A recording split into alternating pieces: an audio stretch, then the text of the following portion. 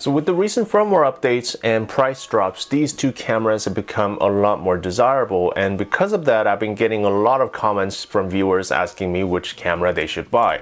And if you just simply ask me which one is the better camera, then the obvious answer is the EOS R. It's a more expensive camera with some extra features, but that doesn't necessarily mean that it's a better camera for you. And even if you're a professional and even if you have the budget for it, it doesn't mean you should always automatically spend your money on things that you don't need. And right now the EOS R is priced at $17.99 and the RP at $9.99, and depending on where you are and where you buy them from, the prices might vary, but in general the price difference between these two cameras are anywhere between $600 to $800. And with that money you could get yourself an extra lens or two, some extra batteries, and the grip extension on the RP, or the EF mount adapter, or a new tripod, or a new flash. But when it comes to image quality, these two cameras are really not that different, but that's what most people seem to be worried about.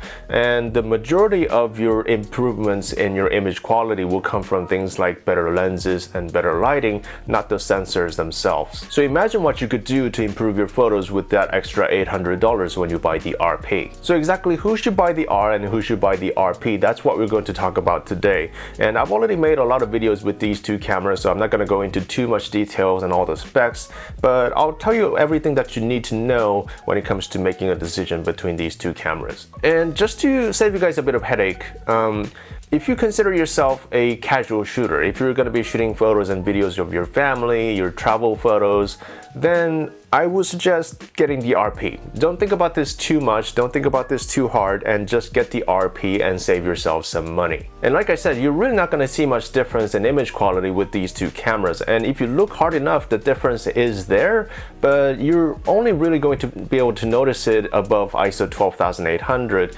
and when you get up to 25,600 or 40,000, which is the maximum native ISO on these two cameras, you're really not going to see much difference below those ISOs. And that's same with the video quality also. So you just have to really ask yourselves how often you're going to be shooting in ISO this high, and if that's going to be worth the extra $800 for you. And if you're a professional video shooter, one of the things that you might be interested in is the Canon log or the C log on the EOS R.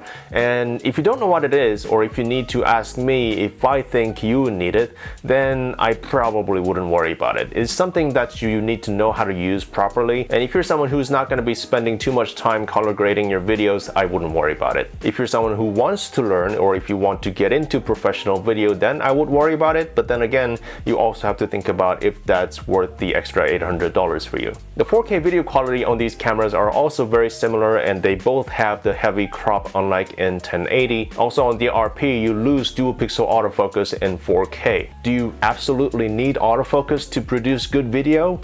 No. And do you even need 4K? Probably not. But it's nice to have, and if you're someone who's going to be shooting a lot of 4K, then I would recommend the EOS R. But if you're just a casual vlogger, and if you're just going to be shooting videos for your YouTube channel, then the 1080p on the RP should be just fine. Not a lot of people have a 4K monitor or a TV, and the majority of YouTube content are consumed on a mobile device. So if you're shooting 4K for your YouTube channel, you're really only pleasing maybe 10 or 20% of the viewers at max at some of the time when they're watching your videos on a 4K monitor or 4K TV. So think about that too. A lot of people also ask me about the autofocus performance on these two cameras, and I'm happy to say they are very, very close.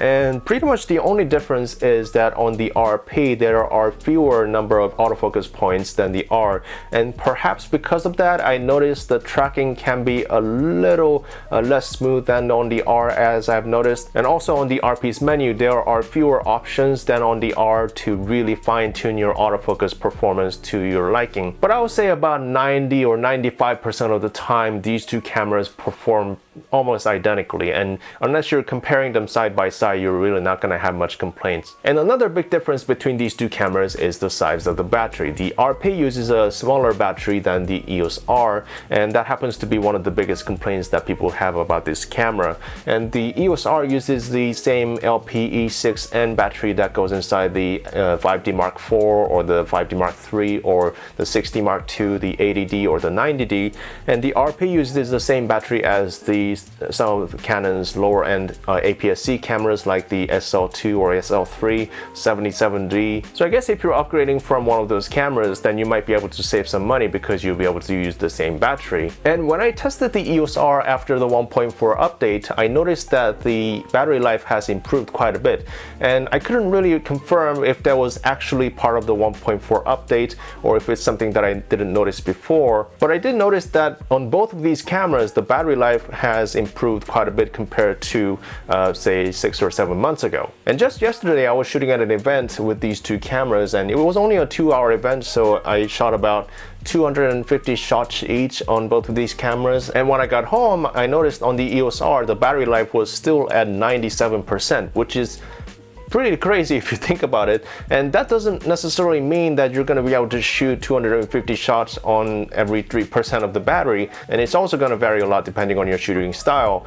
And also on the EOS RP, the RP doesn't display the percentage of your battery, but I shot about the same number of shots and the battery icon was still full. And again, that doesn't necessarily mean that you can always get 2,000 or 3,000 shots on this camera, but considering that the CIPA rating on this camera is like 200 or 250 shots, for the battery to be still full after 250 shots, that's pretty impressive. And when I say it's going to vary a lot depending on your shooting style, what I mean by that is if you're someone who leaves your camera on while shooting a 6-hour wedding the entire time, then your shot counts may not be as high.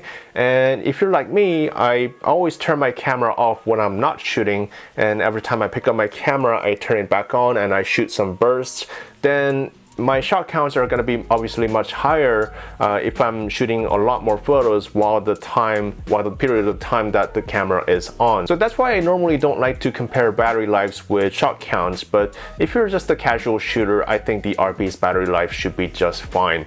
And also with the money that you save from not getting the R, you're going to be able to get some extra batteries. And it's not like changing batteries is like changing films. It's not like you're going to be changing batteries every 36 shots. It's going to be a few hundred shots at least. And because the RP's batteries are a lot smaller and lighter, it's not going to take up as much space in your bag, so it's really not a big deal if you have to travel with a few more batteries. But if you're someone who likes to shoot with a battery grip, Canon currently only makes the battery grip for the EOS R and not the RP. And there are some third-party options for the RP that are starting to pop up here and there, but they're pretty hard to find. So if you don't mind the extra bulk and if you like using battery grips, just get the EOS R. And speaking of the bulk, lastly, I think the most obvious difference between these two cameras are the hardwares. And ergonomics on a camera is very subjective, obviously depending on how big your hands are or how strong you are. So there's no clear winner, at least for me, between these two cameras. But if you're someone who's concerned about ergonomics, I highly recommend going to a local camera store and trying out these two cameras yourselves. Without the grip extension, the RP's grip is a little narrower and shorter, and the R's grip is slightly taller and also thicker. So if you have bigger hands, then the R might be slightly better for you, but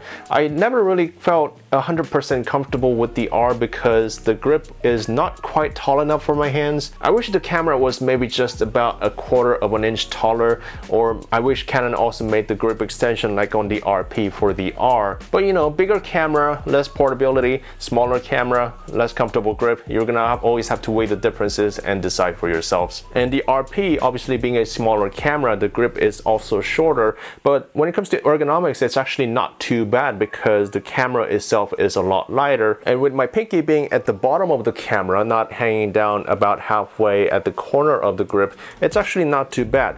But one complaint that I have is this corner right here. It's very, very sharp, and I don't know why Canon designed it like this, but compared to the R, the corner of this grip here is very, very sharp. And I assume that was just to make the camera as small and thin as possible, but this can get very uncomfortable time to time. So I always end up using the RP with the grip extension, which in my opinion actually makes the camera even more comfortable to hold than the R. But then now you've added a lot of bulk to the camera, and the camera body itself is actually taller than the R now. So if you're getting the RP because it's a smaller and lighter camera, but if you're going to be using the grip extension anyway, then the size and weight difference may not matter too much. And there's actually a feature that the RP has that the R does not, and that's focus bracketing. And it's a feature that I personally never use, but if you shoot a lot of macro shots or product shots, it might be useful time to time. I think the reason why it exists is that when you're super close to a subject, the depth of field, it can be very, very shallow, so you can't always use your maximum aperture. So that means when you're shooting that type of shots, you're gonna need very, very good lighting. And if you do have a very good lighting, then it may not matter too much to you. Just because I don't use it, it doesn't mean it's not useful to anybody else. And it's an extra feature, and I'm not gonna complain about it. And it's one more reason to get the RP and save extra $800. So between the RP and the R, which camera should you buy? Well, like I said, for the majority of the people, I think the RP might be the better choice, especially for the price. You're getting about 95% of the features and benefits on the R on a camera that costs $800 less. But if you're someone who absolutely needs the best battery life and the best image quality from Canon, then the price difference may not matter too much to you. So that's it for me today. Thank you for watching. I hope this is helpful. And as always, if you have any questions, let me know down in the comments section and I'll try to get to them all. And thank you for watching, and I will see you next time. Bye-bye.